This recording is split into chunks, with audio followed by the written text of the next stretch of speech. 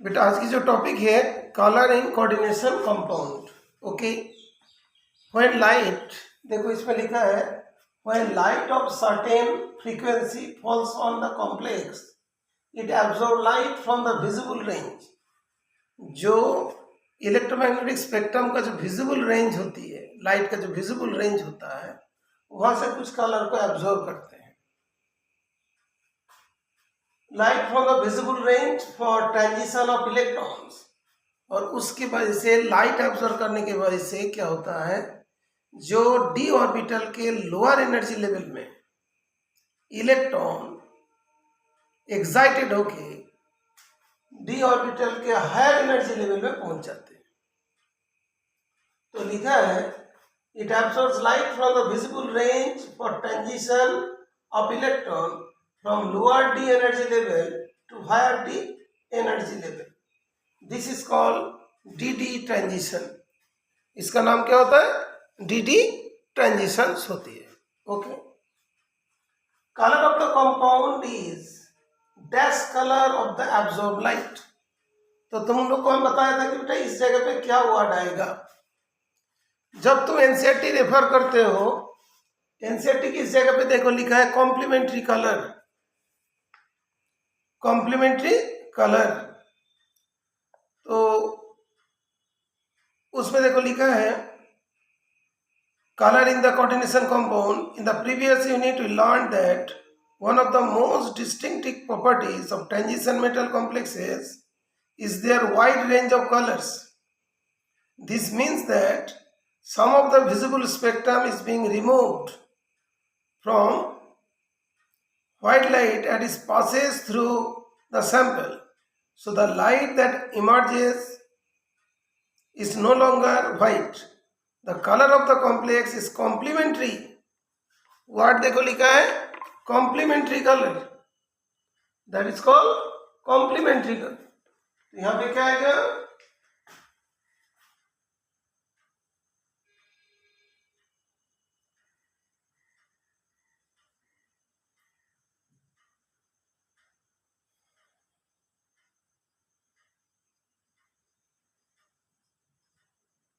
Complementary colour.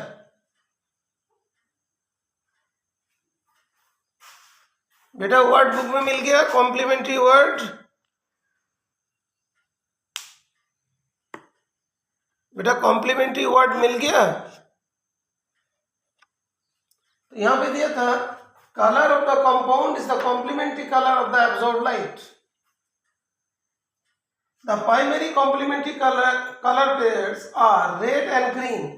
Suppose red को absorb करेगा तो ग्रीन कलर दिखाई देगा, रेड को एब्जॉर्ब करे तो ग्रीन कलर दिखाई देगा। जैसे कॉम्प्लीमेंट्री एंगल्स हम लोग पढ़ते थे, मान लो 60 डिग्री है तो 30 डिग्री कॉम्प्लीमेंट्री एंगल्स होगा, मतलब 30 डिग्री एंगल है तो 60 डिग्री कॉम्प्लीमेंट्री एंगल्स होगा, like that.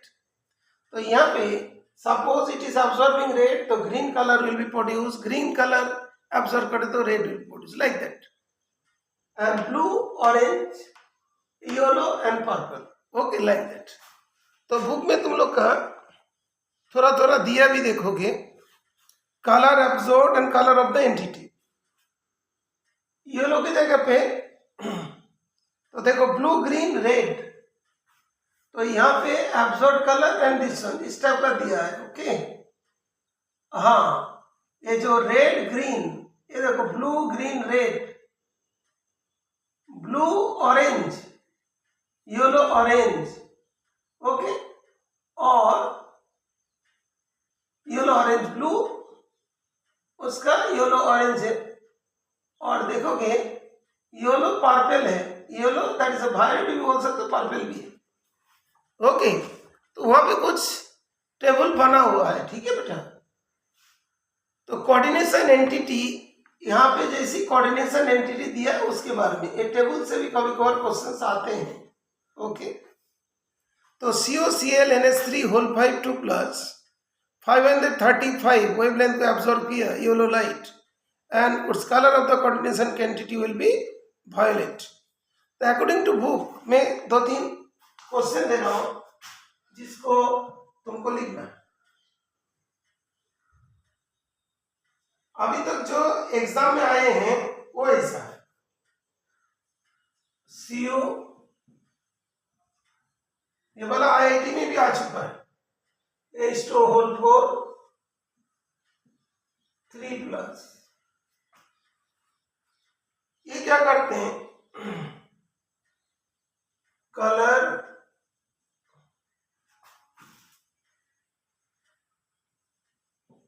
absorbed is red,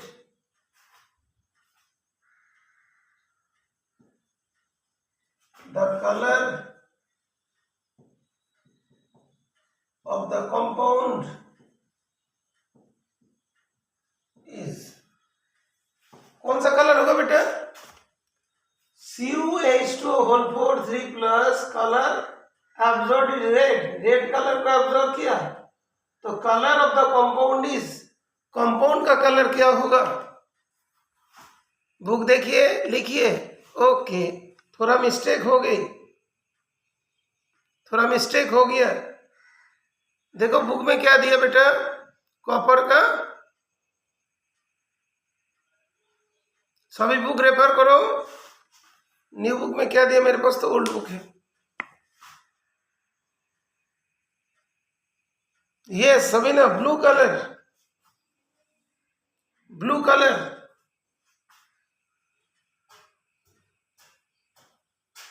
जो आएगा दैट इज ब्लू कलर। इस कंपाउंड का केस में क्या आएगा, that will be blue colour. Book में देखो एक कोऑर्डिनेशन कंपाउंड का भी बात होती है, कौन सी पर्टिकुलर कलर को एब्जॉर्ब किया। नॉर्मली ऐसे बोला जाता है जैसे रेड हो गया वो ग्रीन होना चाहिए, लेकिन इसने रेड एब्जॉर्ब किया लेकिन उसके कलर दिखाई दिया ब्लू।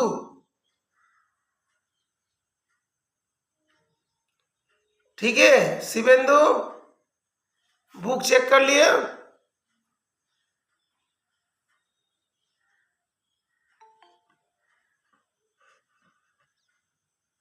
कलर वाला टेबल याद करना है।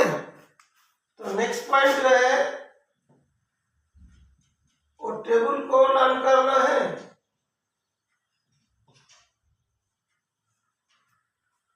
टेबल को लर्न करनी है।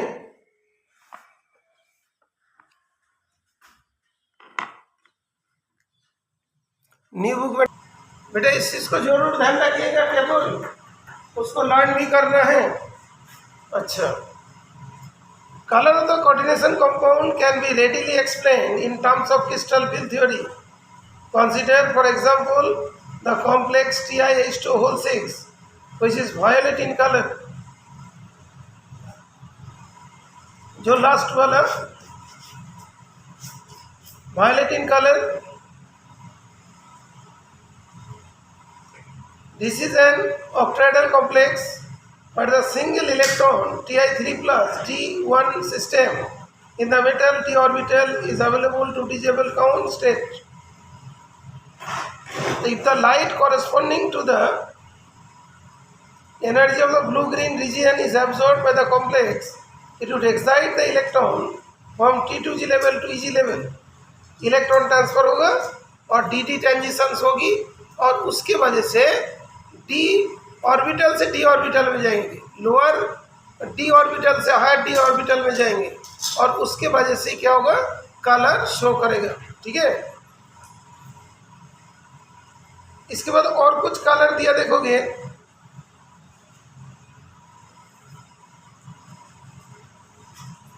दूसरा एक पॉइंट है, it is important to note that in the absence of ligand crystal field splitting does not occur and the substance is colorless। For example, removal of water from TiH2O6 Cl3 on heating renders colorless।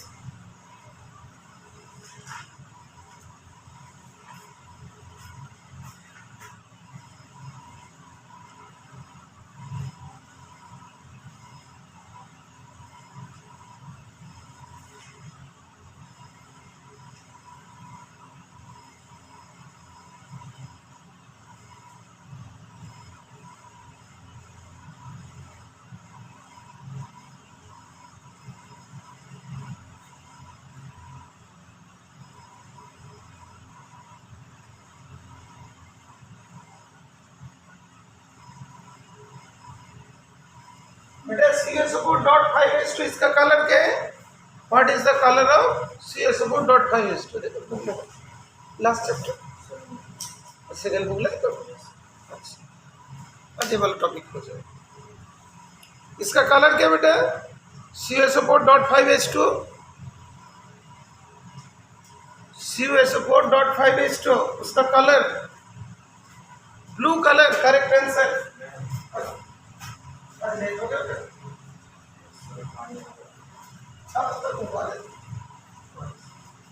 Blue colour. अच्छा तूने message किया था तो reply इसलिए नहीं होता है because of काफ़ी सारे फोन नंबर है, तो किसमें कहाँ ऑन हो जाता है। तो उससे पहले तुम लोग आने से मैंने क्लास चलता है, तो मैं कुछ बच्चे का क्लास ले रहा था, तो उसके बाद में मैं जब इधर गिरता होता कि ये मतलब दिखाई।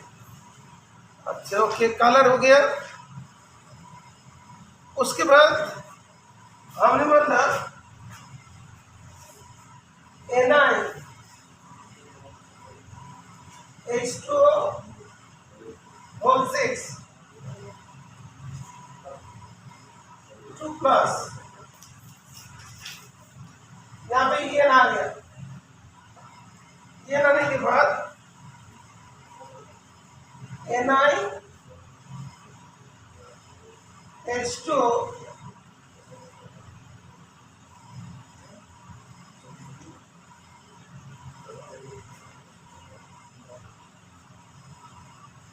1 4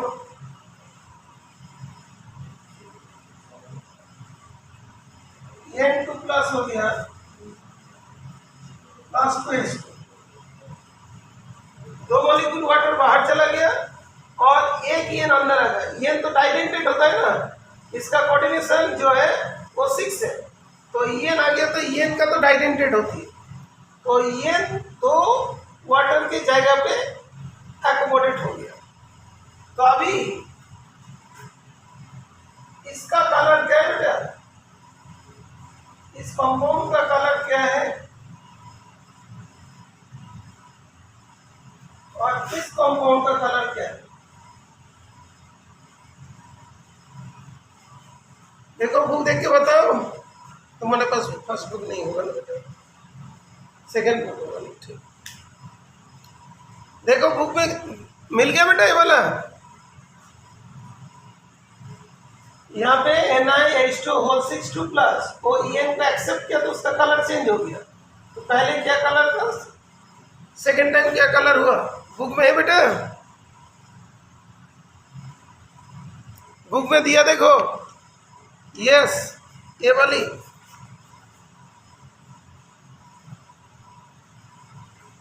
लेकिन इसमें कोई क्वेश्चन आएगा then it will be very very hard. इसका कलर होता है ग्रीन, ये वाला पेल ब्लू।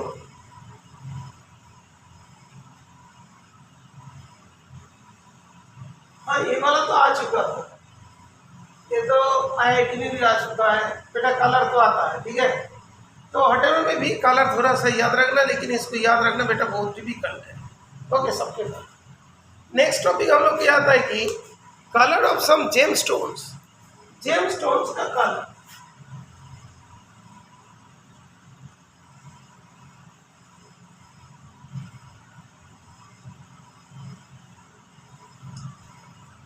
उसमें ज़्यादातर एग्जाम में बेराइल आती है। बेराइल देखो तुम्हारा बुक है, उसमें बेराइल का फॉर्मूला पूछा जाता है कभी। बेराइल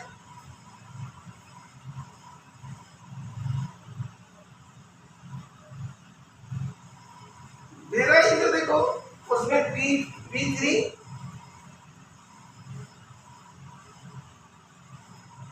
बेरिलियम, एल्यूमिनियम 2,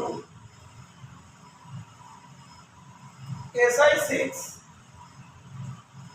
O18, ये क्या है? इसका नाम क्या? बेराइल। बुक में तुम लोग को यहाँ पे मिलेगा बेराइल, दैट इज ए जेमस्टोन।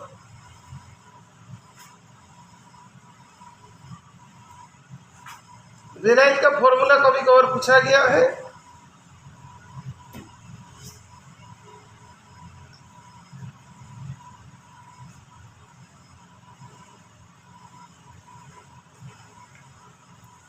और जो रूबी बोलते हैं,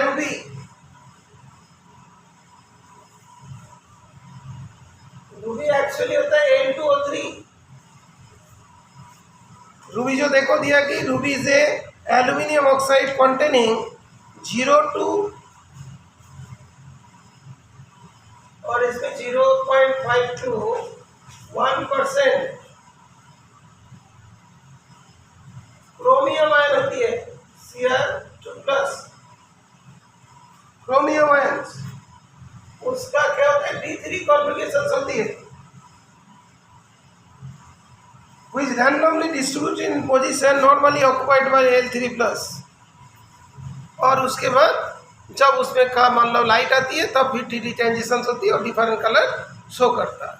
तो एक्चुअली रूबी का फॉर्मूला ये चीज है और बेराइल का फॉर्मूला ये चीज से कभी बहुत पूछा जाता है।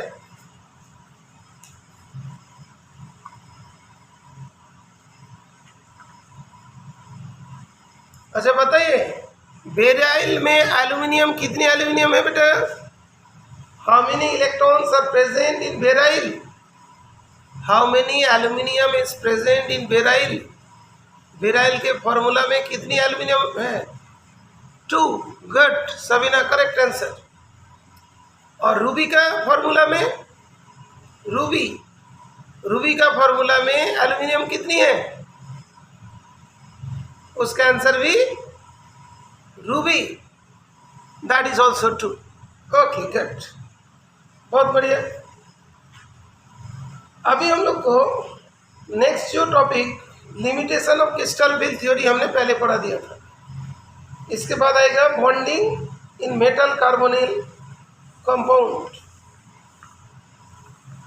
Bonding in metal carbonyl compound. इसके बाद जो टॉपिक लिमिटेशंस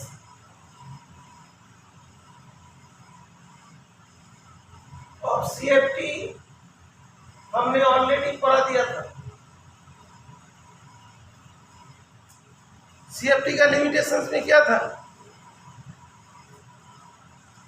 जो लास्ट टाइम पढ़ा था ना, CFT का लिमिटेशन क्या था? It is involved number of assumption. It does not exhibit color.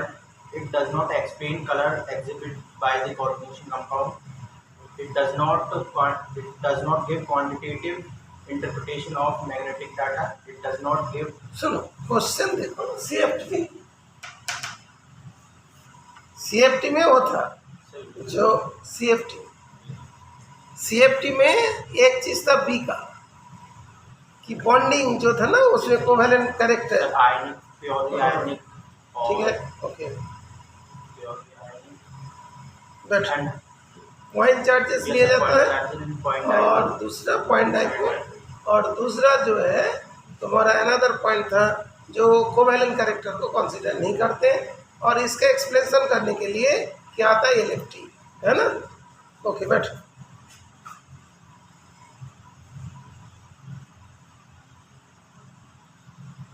तो इसके बाद बॉन्डिंग इन मेटल कार्बोनिल्स,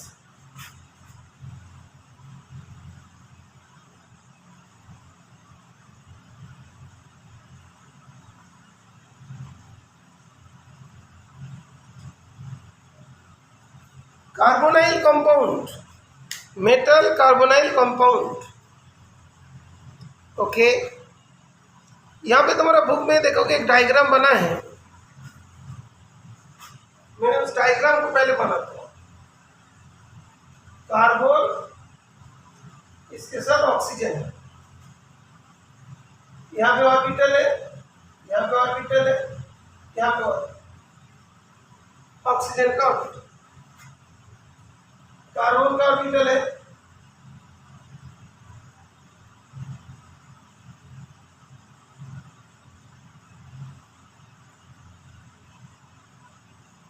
यहाँ पे जो मेटल है ना,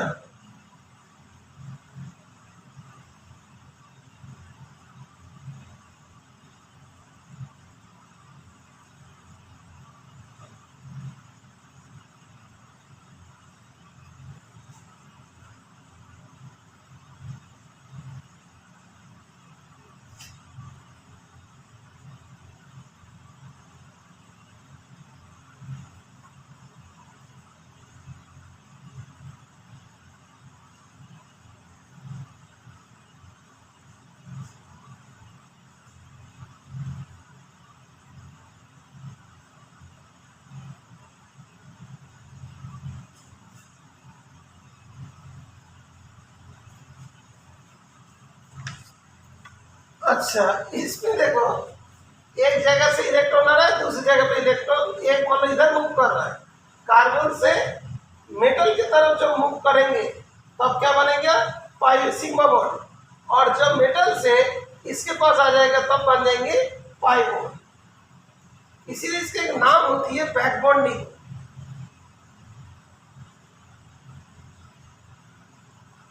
इसका नाम होता है बैक बॉन्डिंग, लेकिन इसका अलग नाम है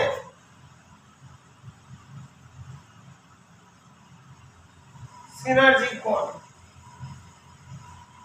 सिनर्जिक बॉन्ड तो थोड़ा जरूर ध्यान रखिए, कार्बन से जब इलेक्ट्रॉन मेटल की तरफ आएगा तब उसमें क्या बनेगा, सिग्मा बॉन्ड, और मेटल से जब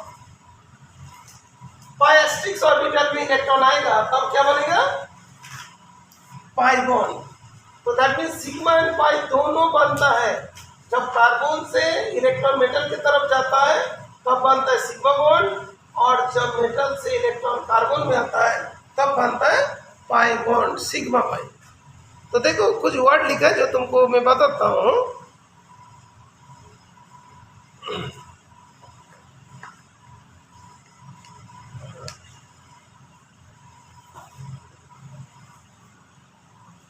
Metal carbon sigma bond is formed by the donation of the lone pair of electrons of the carbonyl carbon into a vacant metal orbital। तो ये जो है मेटल कार्बन सिग्मा बॉन्ड और metal carbon pi bond, ये दो type का bond यहाँ पे बनते हैं, सिग्मा पाई दोनों, इसलिए काफी स्ट्रॉन्ग होता है। सिग्मा बॉन्ड कब बनेगा, जब इलेक्ट्रॉन जब मूव करता है, इलेक्ट्रॉन कार्बन से मेटल में जाएगा, और ये वाला पाई बॉन्ड बनेगा जब electron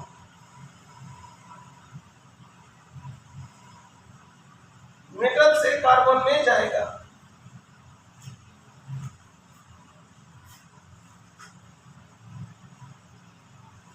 Okay, Diksha, is it clear? Diksha, is it clear?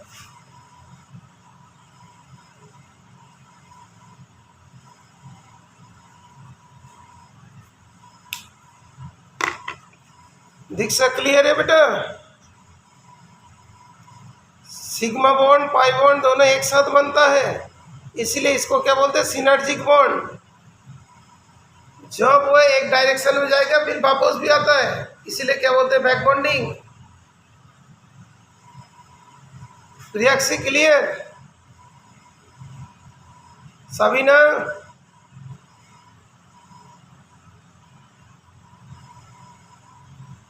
तो सिनर्जिक बॉन्ड जो है उसमें ध्यान रखिएगा।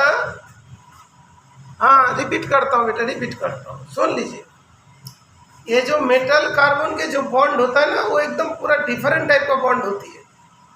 वहाँ पे सिग्मा एंड पाई दोनों बॉन्ड साथ साथ कब होता है, दैट मीन्स ये बहुत स्ट्रॉन्ग कंपाउंड होगी। पहली बात है, मेटल से कार्बन से मेटल के पास जब इलेक्ट्रॉन आएगा, कार्बन से मेटल के पास जब इलेक्ट्रॉन आएगा तब बनेगा सिग्मा बॉन्ड। कौन सा, सिग्मा बॉन्ड। ये देखो ये वाला कार्बन से जब मेटल में आ रहा है। Is it clear Sabina? Sabina, is it clear to you? Okay. और वो इलेक्ट्रॉन भी रिवॉल्व करते करते फिर कहां पे आ जाएंगे, कार्बन में वापस आ जाएगा। ओके, तो उसको क्या बोलेंगे, पाई बॉन्ड। मतलब क्या, देखो जो तुमको बता देता हूं, जैसी मान लो कि ऐसा होता है कि जैसे तुम्हारा कॉपी है, एग्जाम हॉल में मान लो कॉपी है, किसी ने कॉपी को मान लो ट्रांसफर कर रहे हैं, पहले तुम्हारे पास लिख रहे थे तुम आंसर शीट, तुम तुम्हारा दोस्त को दे दिया, ठीक है। तो दोस्त के पास पहुंच गया, उसने अपना कॉपी में लिख लिया जो तुम्हारे पास था। नहीं तो जैसे मतलब चीटिंग पेपर जैसे जाता है तो उसके पास चला गया, उसने लिख लिया, और उसके बाद और भी जो उसके पीछे लगा हुआ था वो भी तुमको वापस कर दिया। ओके, तो दैट मीन्स ये बॉन्ड काफ़ी स्ट्रांग है, दोनों बच्चे पास हो जाएगा। ऐसा बॉन्ड बना कि उसने उसको सप्लाई किया, उसने फिर इसको भी सप्लाई किया। आंसर दैट मीन्स मतलब सपोज 14 चैप्टर्स आ रहा है सपोज, तो एक ने 7 चैप्टर किया, दूसरे ने 7 चैप्टर किया, तो दोनों का तो मतलब हाईएस्ट मार्क्स आ जाएंगे ना। तो लाइक दैट, तो कार्बन से मेटल में जब जाएगा सिग्मा, कैसे, ऐसे ध्यान रखिएगा, सिग्मा क्या बोलते हैं, सिग्मा मतलब मेटल में आ रहा है, सिग्मा मतलब इलेक्ट्रॉन मेटल में आ रहा है। बाकी तो तुमको ध्यान रहेगा, कार्बन से मेटल में आएगा सिग्मा, सिग्मा मतलब कार्बन से मेटल, और पाई का तो ऐसे ही ध्यान रखोगे, ठीक है बेटा, पाई उसे मेटल से कार्बन। तो सिग्मा बॉन्ड कैसे बनेगा, जब कार्बन से मेटल में जाएगा। उन्नति, is it clear? Unnati, Unnati, can you hear me? Shivendu, Hitik, okay, सभी को क्लियर हो गया, गुड। एक टॉपिक हम लोग को पढ़ना है मेटल कार्बोनिक बॉन्ड में, यही वाली इंपॉर्टेंट है, और कुछ स्ट्रक्चर जो बुक में दिया है, स्ट्रक्चर बनाने के लिए कभी कभार आते हैं। NiCO होल 4 टेट्राहेड्रल है, AbCO होल 5 ट्राइगोनल बाइपिरामिडल है, ये स्ट्रक्चर को थोड़ा ध्यान रखना है। इसके बाद हम लोग को टॉपिक आता है कि स्टेबिलिटी ऑफ कोऑर्डिनेशन कंपाउंड, उसके बारे में एक छोटा सा क्वेश्चन आएगा। स्टेबिलिटी, एक में न्यू बुक में स्टेबिलिटी वाला है,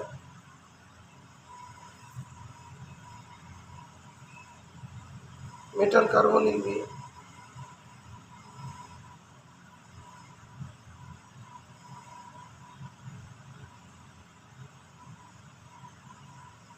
हाँ बेटा, स्टेबिलिटी वाले पॉइंट बेटा देखना, तुम लोग के न्यू बुक में शायद स्टेबिलिटी वाला टॉपिक नहीं होगा, बिकॉज सिलेबस से हट गया। स्टेबिलिटी चेक करो बेटा, न्यू बुक में है stability of carbonyl compound, because इसके बाद ही बॉन्डिंग के बाद ही डायरेक्ट तुम्हारा यूजेस होगा, इंपॉर्टेंस ऑफ कोऑर्डिनेशन कंपाउंड। अच्छा नहीं है, ठीक है, उसको हटा देते हैं, नहीं तो उसमें लॉग वगैरह सब आएगा, ठीक है बेटा, लॉग आ रहे तुम आएंगे उसमें, तो ठीक है, स्टेबिलिटी हट गया। इसके बाद तो बेटा डायरेक्ट क्वेश्चन पूछूंगा इंपॉर्टेंस के बारे में, ओके। इसमें काफ़ी क्वेश्चंस आता है, देखते हैं कौन आंसर करते हैं। मैं भी थोड़ा लिख देता हूँ बोर्ड पे।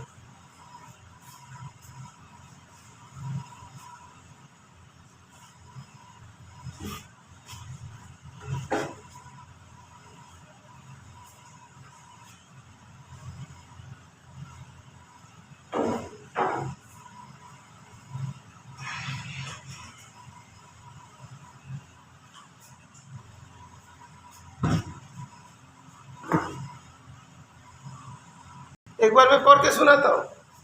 Coordination compound find use in many qualitative and quantitative chemical analysis. The familiar color reaction given by metal ions with a number of ligands, especially chelating ligands, as a result of formation of coordination entities from the basis for their detection and estimation by classical and instrumental methods analysis। कौन कौन use होती है? Reagent use होता है, EDTA use होती है, DMG का full form लिखिए बेटा। What is the full form of DMG? मेरे हिसाब से पिछले वाली पेपर में आया था पी बोर्ड में, DMG। कोई लिखोगे बेटा DMG?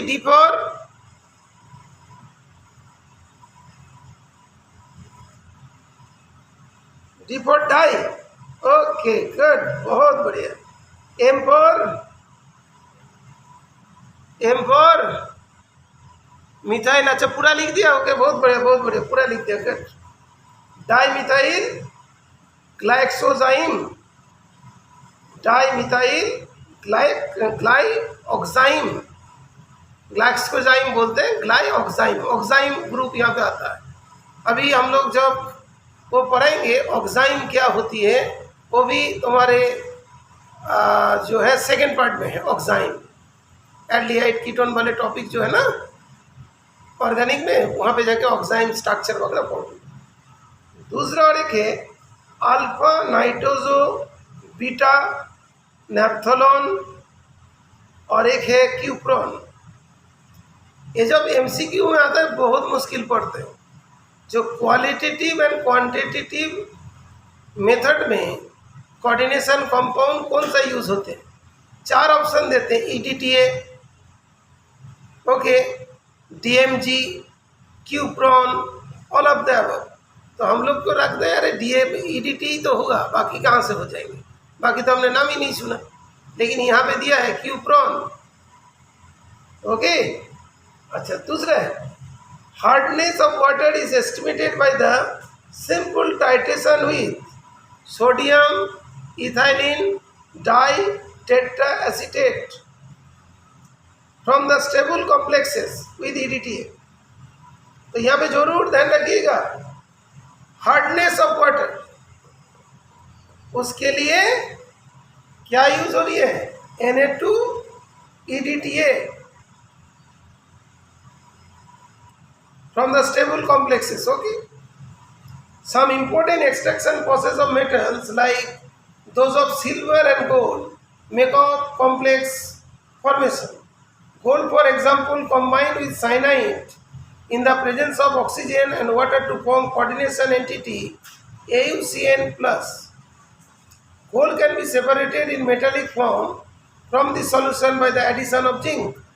तो जरूर ध्यान रखिएगा गोल्ड का एक्सट्रैक्शन में जो कोऑर्डिनेशन कंपाउंड इन्वॉल्व होती है, कोऑर्डिनेशन कंपाउंड बनते हैं कौन सा, AuCN।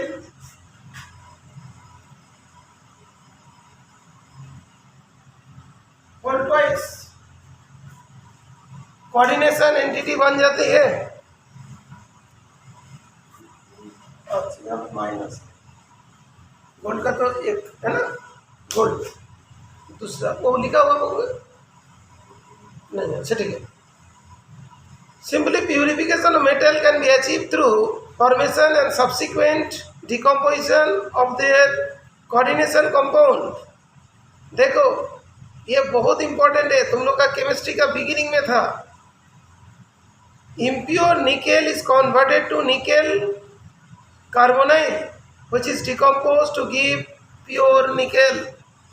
तो निकेल का प्यूरिफिकेशन में भी होगा निकेल, इससे क्या कंपाउंड बनेंगे, NuCO4, फिर इससे फिर प्योर निकेल बनेगा। ये वाला इम्प्योर कंपाउंड बन गया, वाला हो गया प्योर। तो पहले निकेल के साथ कार्बोनाइल कंपाउंड बना के फिर उसको ब्रेक करते हैं, डिकम्पोज किया जाता है। Coordination compound of great importance is biological system. तो चेक कर लेते बेटा, विटामिन B12 इसका, इसमें मेटल कौन सा भाई, विटामिन B12 में सेंट्रल मेटल एटम कौन सा है बेटा बताइए, central metal ion vitamin B12। बेटा ऑनलाइन में थोड़ा लेट हो रहा है, जल्दी बोलो बेटा। विटामिन B12 का नाम क्या, नो नो नो गलत, साइनोकोबालामिन। बेटा जल्दी से लिखिए, ये देखिए बुक में यहाँ पे दिया बेटा कोबाल्ट। देखो मैं रीड करके सुनाता हूँ। Coordination compound are of great importance in biological system. The pigment responsible for photosynthesis, chlorophyll, is a coordination compound of magnesium. Hemoglobin, the red pigment of blood which acts as a oxygen carrier, is a coordination compound of iron. Vitamin B12, उसका नाम देखो लिखा है cyanocobalamin, cyanocobalamin.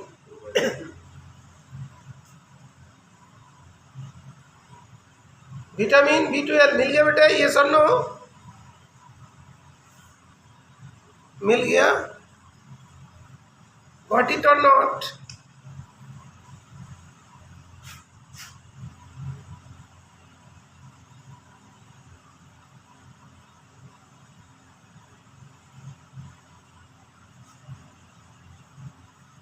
साइनोकोबालेमिन, यहाँ पे cobalt present होते हैं। अच्छा, शायद तुम लोग को सुनाई नहीं दे रहा, कोई बात नहीं, मैं रिकॉर्ड तो कर रहा हूँ। दूसरा, the anti pernicious anaemia factor is a coordination compound of cobalt, जो विटामिन B12 होती है। Among the compounds of biological importance with coordination metal ions are enzymes like carboxypeptidase A and carbonic anhydrase catalysis of biological system। तो enzyme का नाम भी पूछ सकते हैं। कार्बोक्सीपेप्टिडेस एंजाइम है एंड कार्बोनिक एनहाइड्रेस ये भी एंजाइम है जो बायोलॉजिकल सिस्टम में यूज होती है। उसके बाद सबसे बड़ी इंपॉर्टेंट एक टॉपिक आती है, मतलब हर बार क्वेश्चन पूछते हैं, Wilkinson catalyst.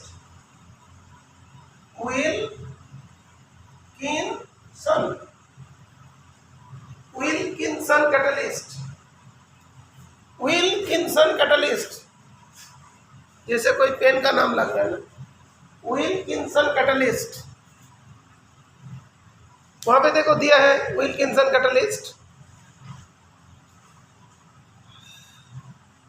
Coordination compound used as the catalyst for many industrial processes. Example include rhodium complex. तो यहाँ पे जो विल्किंसन कैटलिस्ट में कौन है? रोडियम। कौन सी मेटल है? रोडियम, RH, रोडियम RH है।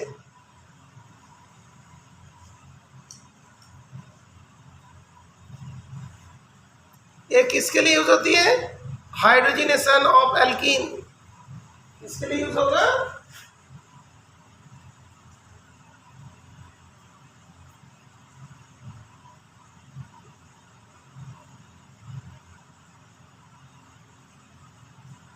हाइड्रोजनेशन ऑफ एल्कीन में यूज होगा।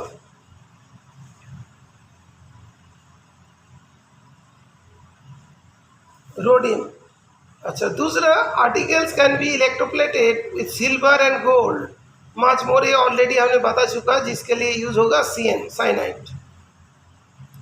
दूसरा, आजकल ये हो सकते नहीं है, ब्लैक एंड वाइट फोटोग्राफी हो तो आजकल होते नहीं है, कोई भी जगह होते होंगे, तो उसके लिए यूज होता है AgBr। और उसमें जो कोऑर्डिनेशन कंपाउंड बनते हैं वो थोड़ा ध्यान रखिएगा। Ag-H2O3